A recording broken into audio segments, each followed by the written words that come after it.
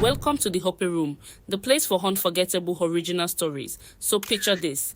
A man in desperate need of money gives his last cash to a hungry child, and this singular gesture changed his life for good.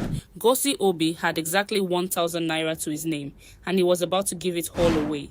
Gozie had been homeless for 3 months. After losing his job as a warehouse manager, he couldn't make rent and had been putting up with friends. His savings evaporated. His only other option was to return to his father's house in the village, but that was not an option, as he'd rather sleep under Lagos Bridge than return to and become a burden to his widowed mother.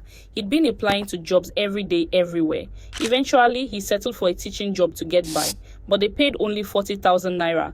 So between feeding, sending his mom and siblings monthly upkeep money, and daily transportation to work, he was constantly broke and could still not afford even a tiny apartment in Ikorodu. Gozie understands that he cannot continue this way. He knows that he must continue to search for a better job, worthy of his expertise and experience. One day, after he's done 23 applications, not a single callback, his phone was down to 5% battery, and he hadn't eaten since the morning of the day before. As Gozie walked through the downtown neighborhood where he was squatting with a friend, with his last 1,000 naira, he passed by a small kiosk. His stomach growled. He could buy a pack of biscuits and maybe a bottle of drink, something, anything. That's when he heard the crying. An unfamiliar young woman sat by the kiosk, holding a little boy who couldn't have been more than 3 years old. The child was sobbing, pointing at a carton of biscuits in the kiosk. Gozie slowed down.